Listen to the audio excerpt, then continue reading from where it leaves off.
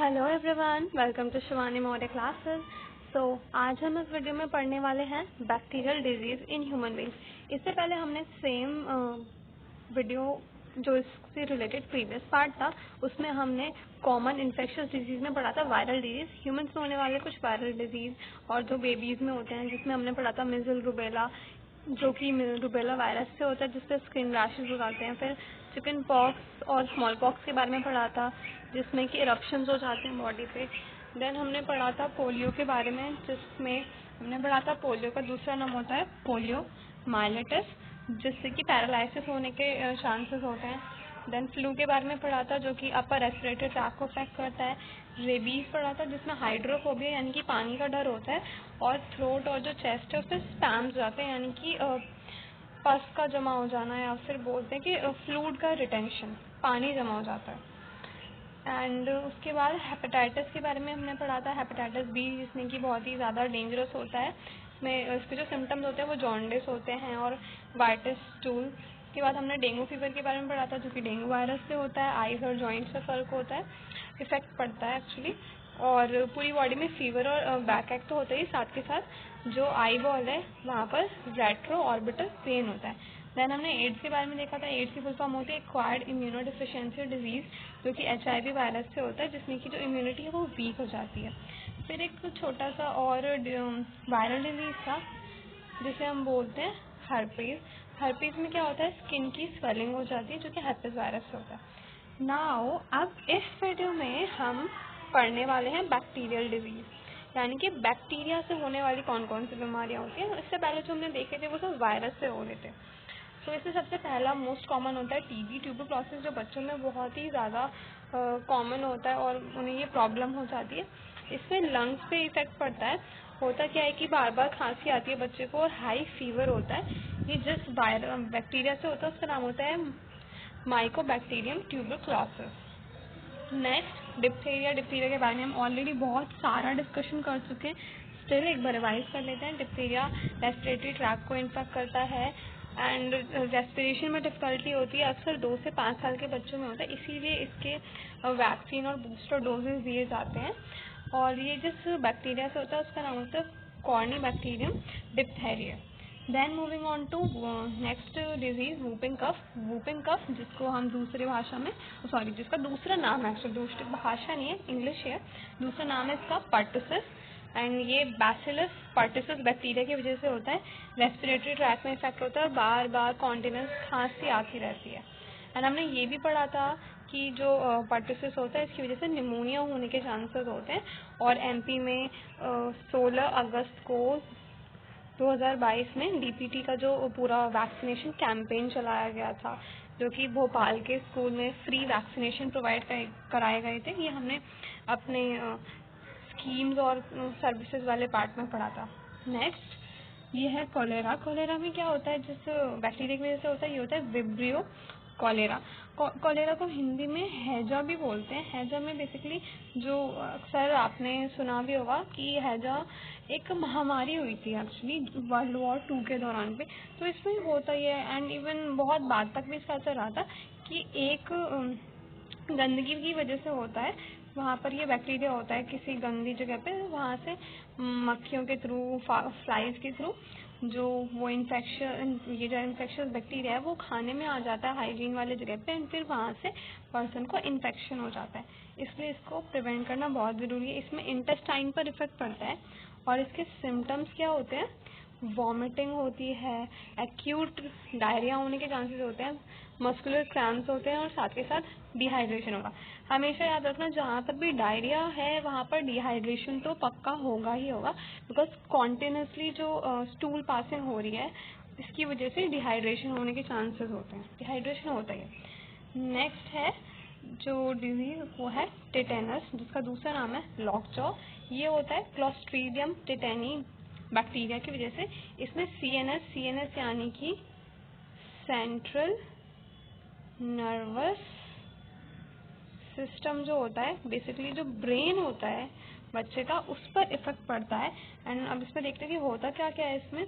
Painful contradiction of neck and jaw muscle, इसीलिए जो jaw होता है, जो जबड़ा होता है, उसमें पेनफुल कॉन्ट्राडिक्शन यानी कि वो सिकुड़ जाता है और मोशन नहीं हो पाता, जिसकी वजह से जो थोरैसिक मसल यानी कि जो जॉ होता है उसके पास जो मसल्स होती हैं उनको हम बोलते हैं थोरैसिक मसल, वहाँ पर पैरालिसिस होने के चांसेस भी होते हैं अगर ये इसे प्रिवेंट नहीं किया गया, इसको क्योर नहीं किया गया।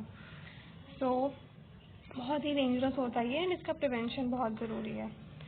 देन हमने जो नेक्स्ट डिजीज़ है वो है निमोनिया। निमोनिया होता है डिप्लोकोकस निमोनिया बैक्टीरिया की वजह से लंग्स पर होता है इसका इफेक्ट। जो लंग्स होते हैं उसमें पानी और जो पस होता है वो जमा हो जाता है, जिसकी वजह से रेस्पिरेशन सही से नहीं हो पाता और इसकी वजह से सडन चिल हो जाता है। सडन चिल क्यों होता है? क्योंकि बॉडी में सर्कुलेशन नहीं हो रहा, ब्लड का सर्कुलेशन सही से नहीं हो रहा, इसीलिए सडन चिल हो जाते हैं। इसके अलावा चेस्ट में पेन होगा क्योंकि लंग सही से काम नहीं कर रहे हैं, तो चेस्ट में पेन होगा। साथ के साथ कफ, हाई फीवर और लंग की स्वेलिंग होने के चांसेस होते हैं। ये सब सिम्टम्स होते हैं। नेक्स्ट जो बैक्टीरियल डिजीज़ है वो है टाइफाइड। सैल्मोनेला टाइफी की वजह से होता है, इंटेस्टाइन पे वर्क पड़ता है। ये भी जो हमने इससे पहले कॉलेरा पढ़ा था उसी की तरह होता है कि बाहर जो फूड कंटामिनेट हो जाता है फ्लाइज की वजह से और गंदगी की वजह से होता है और इंटेस्टाइन पर बहुत ज़्यादा इसका असर पड़ता है। हाई फीवर आता है, डायरिया होने के चांसेस होंगे। डायरिया होगा तो मैंने क्या बताया था, डायरिया के साथ साथ डिहाइड्रेशन भी होगा, हेडेक होगा और जीआईडी यानी कि गैस्ट्रो इंटेस्टाइनल डिसऑर्डर, जो पेट है उसमें दर्द होगा, क्रैम्प्स होंगे एंड ये सारी चीज़ें होंगी। नेक्स्ट जो डिजीज़ हैं जिसको हम बोलते हैं protozoan and their factors. Protozoan basically जैसे कि बैक्टीरिया और वायरस होते हैं ना, उसी तरीके से एक ऑर्गेनिज्म या फिर हम बोल सकते हैं जीवाणु होते हैं जिनकी वजह से बीमारियां अक्सर होती हैं लोगों में। तो हम कुछ ही जो बहुत ही इम्पॉर्टेंट प्रोटोजोन डिजीज़ हैं जो अक्सर बेबीज़ में पाए जाते हैं, हम उनको स्टडी करेंगे। तो इसमें सबसे पहला होता है डायरिया। डायरिया होता तो जो रोटा वायरस होता है उसकी वजह से होता है, लेकिन ये एक पैथोजन यानी कि एक ऐसा जीव जो वायरस है रोटा वायरस, उसको अपनी बॉडी में लेके रखेगा एंड वहाँ से वो जो लोग होंगे उनकी बॉडी तक डिलीवर कर देता है। इन्फेक्शन हो जाता है कंटामिनेशन के थ्रू। कंटामिनेशन का मतलब है कि जो कोई भी साफ खाने पीने वाली चीज़ें वहाँ पर मक्खियों का बैठना या फिर किसी कीड़े का बैठ जाना, तो जार्डिया की वजह से जो वायरस है वो पानी में और खाने में आ जाता है, जिसकी वजह से डायरिया हो जाता है। और इसमें सिम्टम्स क्या क्या होते हैं?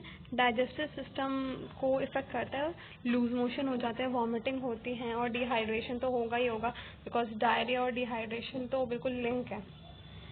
देन जो नेक्स्ट डिजीज़ है वो है काला आजार। काला आजार को डम फीवर भी बोलते हैं। ये जिस प्रोटोजोन की वजह से होता है वो होता है लीज़मानिया डोनोवानी, और जो इसका वेक्टर यानी कि जो लीज़मानिया डोनोवानी है वो इसका वेक्टर है।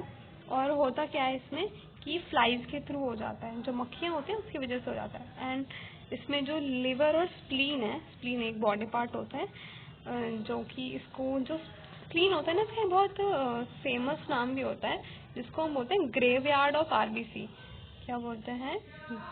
Graveyard of RBC. आरबीसी की ग्रेवयार्ड बोलने का क्या मतलब है कि यहाँ पर जितने भी आरबीसी डेड होते हैं वो यहीं पर जाते हैं स्प्लीन में, इसीलिए इसको ग्रेवयार्ड ऑफ आरबीसी बोला जाता है। तो जो ये काला आजार फीवर है उसमें क्या होता है, स्प्लीन और लिवर पर इफेक्ट पड़ता है, वो इनलार्ज हो जाते हैं, अपने साइज से बड़े हो जाते हैं और हाई फीवर हो जाता है जो पेशेंट है, जो बच्चा है उसे। फिर नेक्स्ट है फाइलेरिया एलिफेंटियासिस। फाइलेरिया एलिफेंटियासिस का जो वेक्टर होता है वो होता है बुशलेरिया बेनक्रॉफ्टी, और इसको जो फैलाने वाला वेक्टर हम बोल सकते हैं वो होता है क्यूलेक्स मॉस्किटो।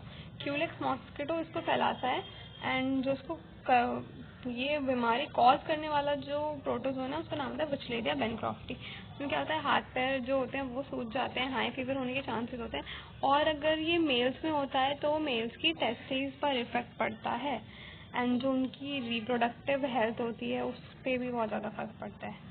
तो अगर हम बेबीज़ में बात करें तो बेबीज़ में स्वेलिंग और हाई फीवर हमें याद रखना है, और क्यूलेक्स मॉस्किटो इसको फैलाता है, और बुशलेरिया बेनक्रॉफ्टी की वजह से होता है, इतना याद रखें। देन नेक्स्ट है मलेरिया। मलेरिया बहुत ही फेमस इन्फेक्शियस डिजीज है जो अक्सर बच्चों में हो जाता है। मलेरिया होता है प्लाज्मोडियम के थ्रू, प्लाज्मोडियम फैल्सीपैरम, और इसकी बहुत अलग अलग स्पीशीज होती है, बट हमें प्लाज्मोडियम फैल्सीपैरम को याद रखना है। प्लाज्मोडियम फैल्सीपैरम की वजह से मलेरिया होता है, और फीमेल एनाफिलिस जो मॉस्किटो होता है वो इसे ट्रांसफ़र करता है इन्फेक्टेड से जो हेल्दी इंडिविजुअल है उसके अंदर। और होता क्या है इसमें कि पीरियोडिक अटैक्स आते हैं फीवर के। कभी कभार क्या होता है, फीवर आता है फिर फीवर डाउन हो जाता है, फीवर आता है फिर फीवर डाउन हो जाता है। इसका भी एक पूरा रीज़न होता है कि जो ये प्लाज्मोडियम फैल्सीपैरम है इसके कुछ स्पोर्स होते हैं। स्पोर्स यानी कि बोल सकते हैं हम सिंपल भाषा में इसको समझे तो उसके बच्चे। तो जैसे ये जो स्पोर्स हैं ये बहुत ज़्यादा बनेंगे तो हाई फीवर हो जाएगा, फिर अगर उनकी मात्रा कम हो जाएगी तो फीवर रिड्यूस हो जाता है, कम हो जाता है। साथ के साथ इसमें क्या होता है,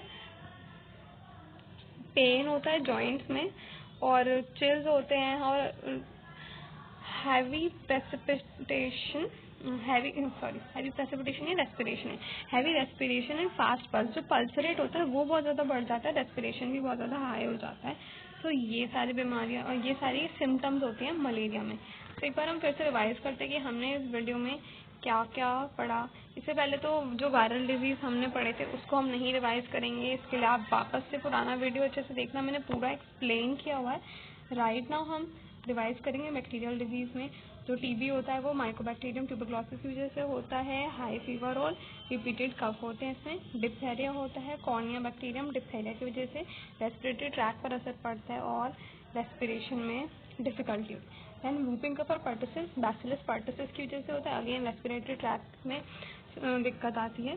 देन कोलेरा विब्रियो कोलेरा की वजह से होता है, इंटेस्टाइन में अफेक्ट करता है, डायरिया और डिहाइड्रेशन होता है। उसके बाद हमने देखा था लॉकजो और टिटेनस जो कि क्लॉस्ट्रिडियम टिटेनी की वजह से होता है। सीएनएस ब्रेन पर इफेक्ट करता है, पैरालिसिस होने के चांसेस होते हैं, और जो मसल्स होते हैं उसमें पेनफुल कॉन्ट्रैक्शन होता है। देन निमोनिया डिप्लोकोकस निमोनिया की वजह से होता है, लंग्स पर इफेक्ट पड़ता है, और जो लंग होता है वो स्वेल कर जाता है, लंग में स्वेलिंग हो जाती है, इसलिए चेस्ट पेन होता है। देन टाइफाइड सैल्मोनेला टाइफी की वजह से होता है। इसका पूरा नाम सैल्मोनेला टाइफी म्यूरियम होता है, और ये इंटेस्टाइन को इफेक्ट करता है, हाई फीवर डायरिया हेडेक ये सारी चीज़ें होती हैं इसमें।